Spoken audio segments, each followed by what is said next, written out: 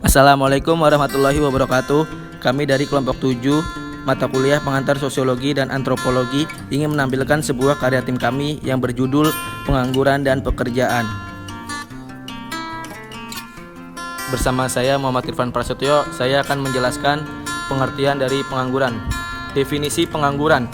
Secara umum, pengangguran adalah orang yang tidak bekerja sama sekali atau sedang dalam mencari kerja atau bekerja kurang dari 2 hari selama seminggu sebelum pemecatan dan berusaha untuk memperoleh pekerjaan.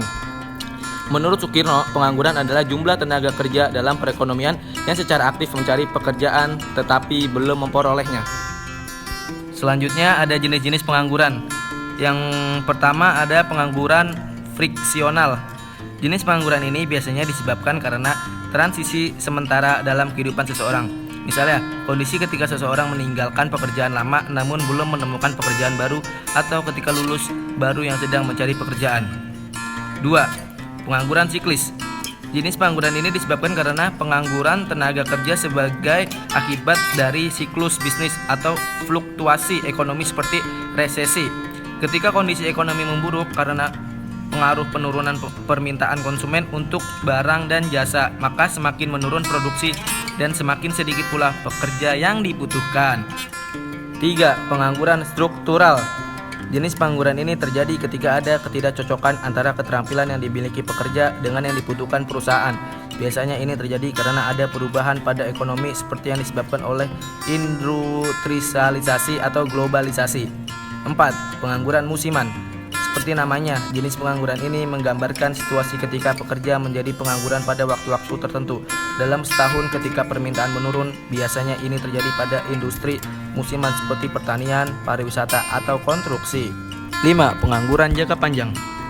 Istilah pengangguran jangka panjang ditunjukkan pada orang yang tidak memiliki pekerjaan selama 27 minggu atau lebih. Pengangguran jangka panjang bisa disebabkan karena jenis pengangguran siklis atau struktural. Dengan kata lain, pengangguran jangka panjang bisa disebabkan karena resesi atau karena skill pekerja tidak sesuai dengan yang dibutuhkan pasar. 6. Pengangguran klasik.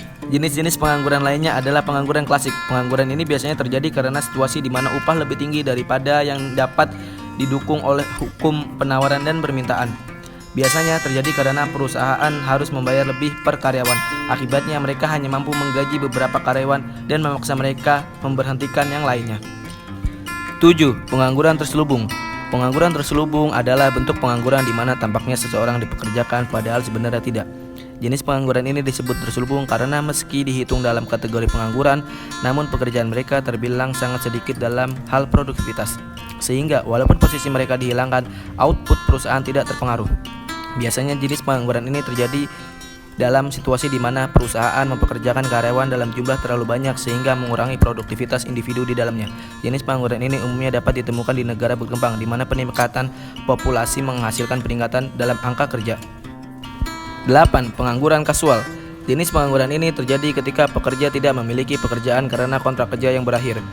Biasanya ini terjadi pada pekerja yang dipekerjakan secara harian atau kontrak di mana mereka harus meninggalkan pekerjaan begitu kontrak berakhir. Mereka yang dihadapkan pada situasi ini dianggap menganggur sampai menemukan pekerjaan lain atau sampai memperbarui kontrak dengan perusahaan yang sama untuk menyelesaikan pekerjaan baru. Sekian dari saya, materi selanjutnya akan dilanjutkan oleh sahabat kita, teman kita, kerabat kita, Winsa. Assalamualaikum warahmatullahi wabarakatuh. Perkenalkan, nama saya Winsa Difatur Rahman. Saya akan melanjutkan materi dari Muhammad Irfan, yaitu penyebab pengangguran di Indonesia. Yang pertama ada ketidakseimbangan antara pekerjaan dan jumlah tenaga kerja. Yang kedua adanya PHK. Yang ketiga kurangnya pendidikan dan keterampilan. Yang keempat kemampuan para pencari kerja yang tidak sesuai. Yang kelima tingginya tingkat kemiskinan. Yang keenam tingginya harapan calon para pencari kerja. Selanjutnya dampak-dampak pengangguran dari segi ekonomi. Yang pertama yaitu pengangguran menimbulkan turunnya daya beli masyarakat sehingga akan mengakibatkan kelesuan dalam berusaha. Yang kedua, pengangguran akan menghambat investasi karena menurunnya jumlah tabungan masyarakat. Yang ketiga, pengangguran menyebabkan turunnya produk domestik bruto atau PDB sehingga pendapatan nasional pun akan mengalami penurunan. Dari segi sosial, yang pertama adalah perasaan minder atau rendah diri. Yang kedua, meningkatkan angka kriminalitas. Yang ketiga, munculnya pengamen. pengemis, dan anak jalanan. Yang keempat, tingginya anak-anak yang putus sekolah. Selanjutnya yaitu cara mengatasi pengangguran. Yang pertama, perluasan kesempatan kerja melalui perluasan produksi, peningkatan investasi, penyediaan prasarana SIK, peningkatan ekspor. Yang kedua, mengurangi urbanisasi guna mencegah pengangguran di kota besar. Yang ketiga yaitu penggunaan teknologi yang tepat yang disesuaikan dengan teknologi yang sifatnya padat karya. 4. Memperbaiki mutu pendidikan yang menciptakan keseimbangan antara dunia kerja dan dunia pendidikan. Yang kelima, pengendalian laju pertumbuhan penduduk melalui program keluarga berencana. Sekian dari saya, materi selanjutnya akan dilanjutkan oleh Fahri Alfian. Assalamualaikum warahmatullahi wabarakatuh. Perkenalkan, nama saya Fahri Alfian Prasetyo. Saya ingin melanjutkan materi dari Winsa Dwi Faturrahman. Pengertian pekerjaan. Pengertian pekerjaan secara umum.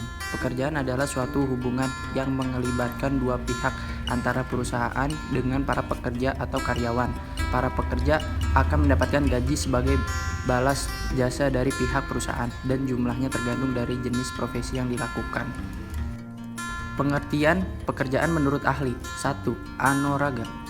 Pekerjaan merupakan penggunaan proses fisik dan mental dalam mencapai tujuan yang produktif. 2. Supriyadi. Pekerjaan merupakan beban, kewajiban, sumber penghasilan, kesenangan, gengsi, aktualisasi diri, dan lain sebagainya. Tujuan pekerjaan. Tujuan bekerja yang dapat dibilang paling dasar adalah mencari pendapatan atau nafkah untuk menjalani kehidupan yang layak. Ajukan nominal atau besaran gaji sesuai dengan kemampuan masing-masing. Sedangkan bagi perusahaan, berikan penawaran gaji sesuai dengan beban kerja yang akan dilakukan karyawan. Sekian dari saya, selanjutnya akan dilanjutkan oleh Afif Diaul Haq. Macam-macam pekerjaan. 1. Pegawai negeri sipil. 2. Karyawan swasta. 3. Wira swasta. 4. Wirausaha. 5. Pekerja serabutan. Hal-hal yang dibutuhkan dalam pekerjaan. 1. Skill. Skill merupakan kemahiran yang dimiliki setiap orang dan pada umumnya bisa diperoleh melalui pelatihan dan pendidikan. 2. Pengetahuan.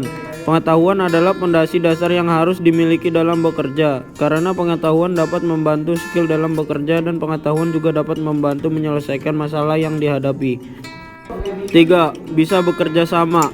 Dapat bekerja sama dengan orang lain merupakan kemampuan yang dibutuhkan dalam bekerja, karena beberapa pekerjaan tidak dapat dikerjakan sendiri sehingga perlu adanya kerjasama. 4. Jujur. Dengan menjadi orang dan pekerja yang jujur, kita dapat dipercayai oleh banyak orang, dan sikap jujur ini sangat dibutuhkan oleh setiap organisasi atau perusahaan. 5. Sikap yang baik. Menerapkan sikap yang baik dan sopan santun sangat dibutuhkan dalam mencapai keberhasilan kerja, karena sikap tersebut membuat orang selalu dihargai dalam bekerja, dan begitupun orang lain merasa dihargai sehingga memberi kelancaran dalam bekerja. 6. Pantang menyerah dan berdaya juang. Pantang menyerah dan memiliki daya juang yang tinggi adalah sikap yang harus dimiliki setiap pekerja dalam bekerja, karena sikap tersebut sangat penting dalam mencapai keberhasilan kerja. Upaya peningkatan kualitas tenaga kerja. 1. Meningkatkan kualitas pendidikan. 2. Meningkatkan kualitas kesehatan masyarakat. 3. Menyelenggarakan program pemagangan. 4. Memberdayakan balai latihan kerja atau BLK secara optimal. 5. Mempercepat sertifikat profesi tenaga kerja. Sekian dari kelompok kami, kurangnya mohon maaf. Wassalamualaikum warahmatullahi wabarakatuh.